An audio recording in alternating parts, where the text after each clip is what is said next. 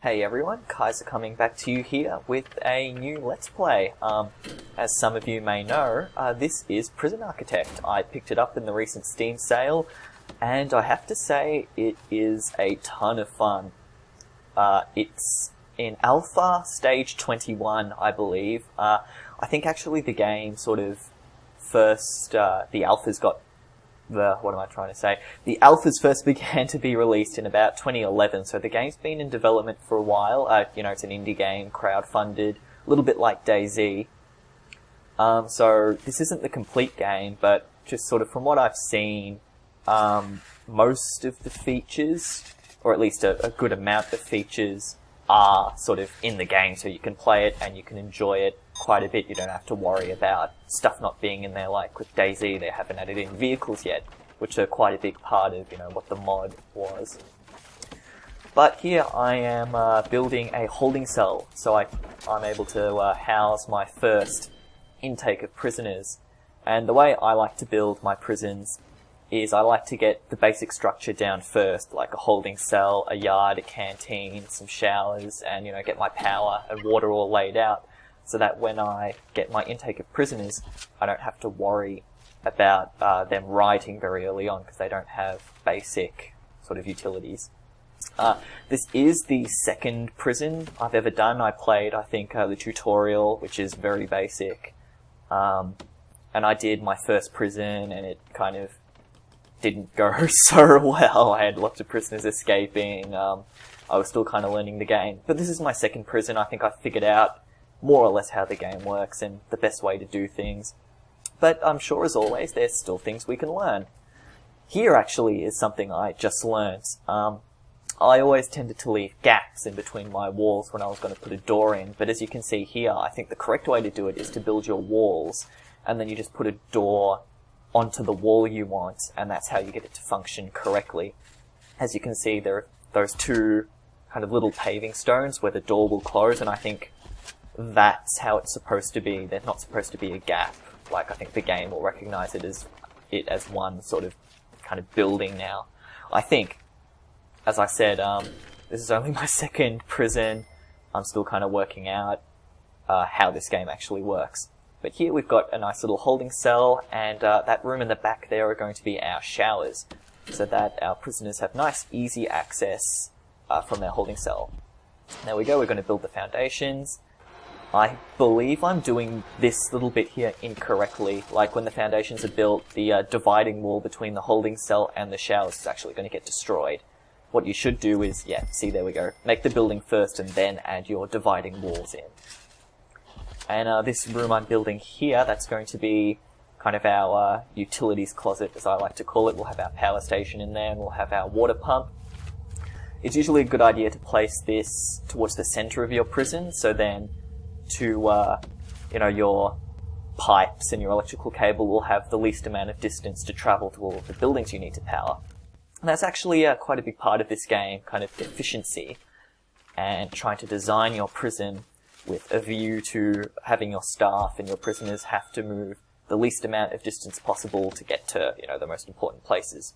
So as you can see, I put my holding cell right near the deliveries area, so our prisoners won't have far to walk to get to their holding cell. I've put the power station in the middle so that I won't have to lay too many cables to power on all the lights and the toilets and the water and stuff. But that's definitely a part of the game I'm still getting a handle on, trying to find the most efficient ways to place things.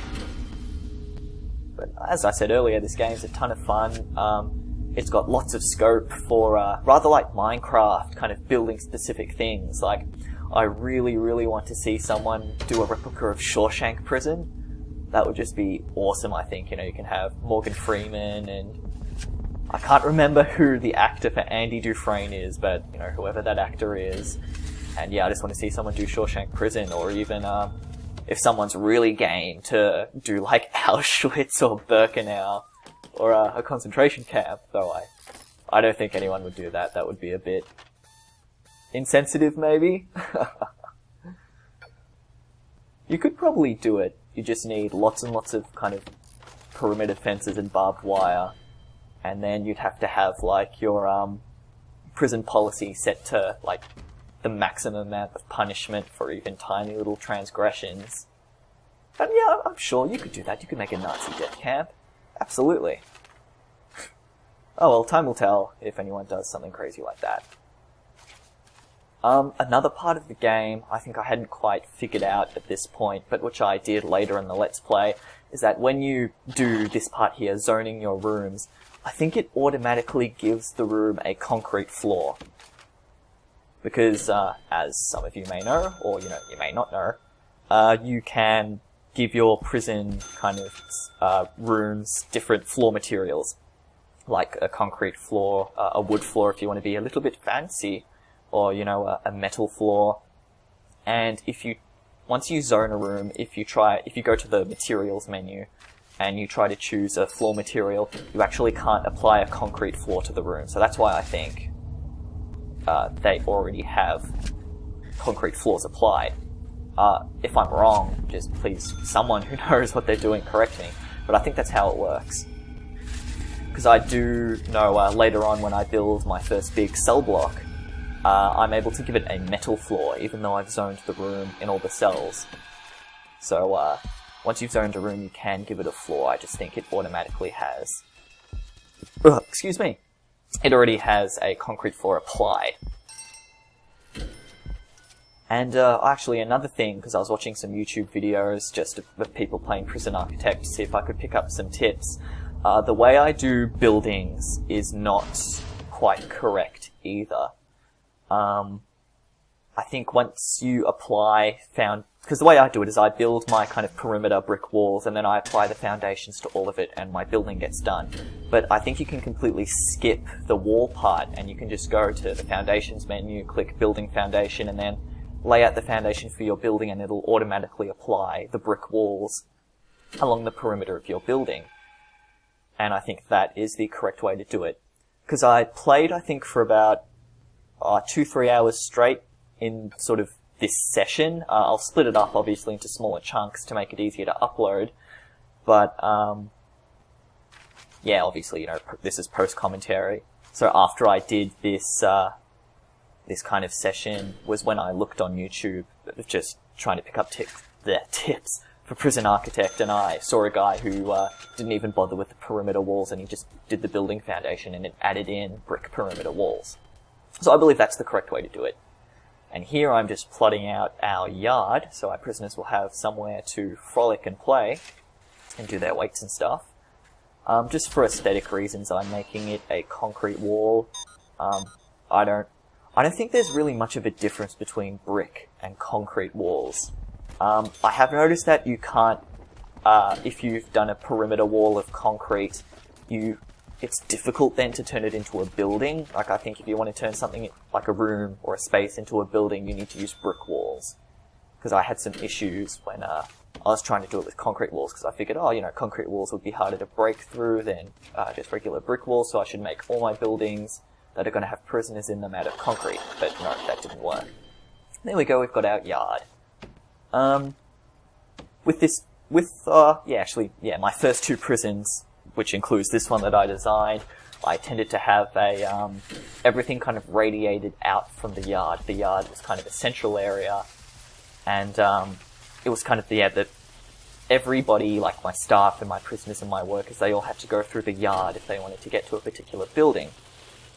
I don't know if that's a particularly efficient or good way of designing a prison, but hey, we're all still learning here.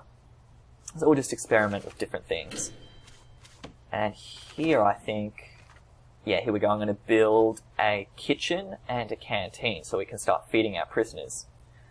And I highly, highly recommend, unless you want to give yourself a really big challenge, go to your sort of reports tab and turn off prisoner intake as soon as you go to build a new prison. So that way you have time to build what I sort of consider to be essential buildings, so that when your prisoners arrive, they have somewhere to stay, like their cell, they have a shower, and they have food, so you really mitigate the chance of a riot early on. And another thing which I'm sure that people who have played this game have figured out by now is that when you start your prison, you want to immediately accept grants from the government so that you get a little bit of advanced cash. to, you know, to build your buildings. Because early on it is fairly hard to earn money before you really get your prison going and your prisoners and stuff. So it's very beneficial to apply for grants, and you're going to be building those buildings anyway, so really there's no reason not to apply for government grants. Unless, you know, like I said, you just want to challenge. And here I've got my kitchen built right near the deliveries and the garbage section of our prison, so that the workers and the chefs have the minimum amount of distance to travel to, you know, take deliveries and to throw out garbage. That's something as well that I missed in my first prison. I had the kitchen way over on the left, and I was noticing that all the chefs and the workers had just a massive distance to travel to pick up deliveries and to drop off garbage. So that was very inefficient. So hopefully we'll do it right this time. There we go. I still haven't quite got the hang of, as you can see, zoning buildings properly. Like, I think here it won't actually get turned into a proper building. There'll be something else I have to add. Oh no, I was wrong. There we go. The canteen. Now I think, there we go, placing our jail doors. I think next I just kind of put in some basic objects like some weight benches for the yard.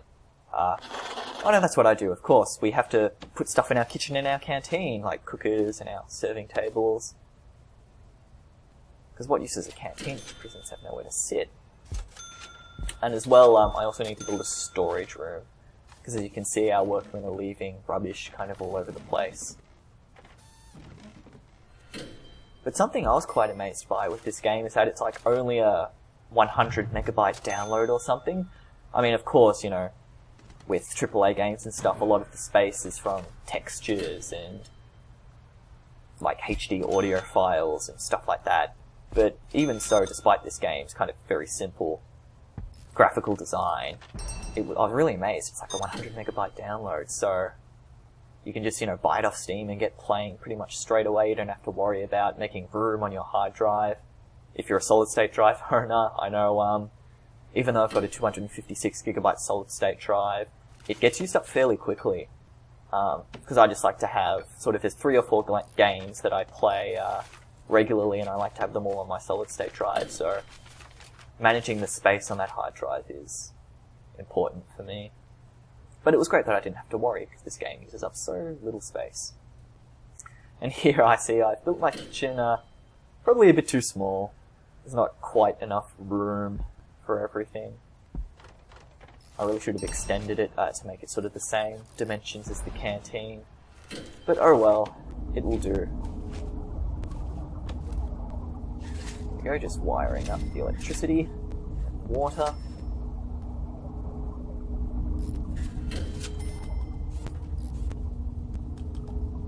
I suppose, because when I was growing up, I had this game, or rather, no, I borrowed a friend's game for my PlayStation 2, Theme Park World, which was, you know, part of that genre of, you know, kind of sandbox, build your own organization type thing. You know, obviously the game was Theme Park World. The aim was to build and run a theme park, and I had a ton of fun with that game. So I've always enjoyed these kind of the game. I don't know what that genre would be, like sandbox something. I don't know, like, you know, Tropico and SimCity and games like that, where you just kind of build a society or you build a certain thing. But here we go, we're just finishing off the canteen, we finished off the kitchen, and we'll be just about ready to start getting in our prisoners. And I think, yeah, for the next few videos, we'll just start intaking prisoners. We'll start expanding our administrative centre and our cell blocks, and we should be set up awesomely for the rest of this Let's Play. And I'll be aiming to build everything from the grants, basically to, I don't know, do everything you can in the game. So thank you for watching this section of the Let's Play, and I'll see you all soon.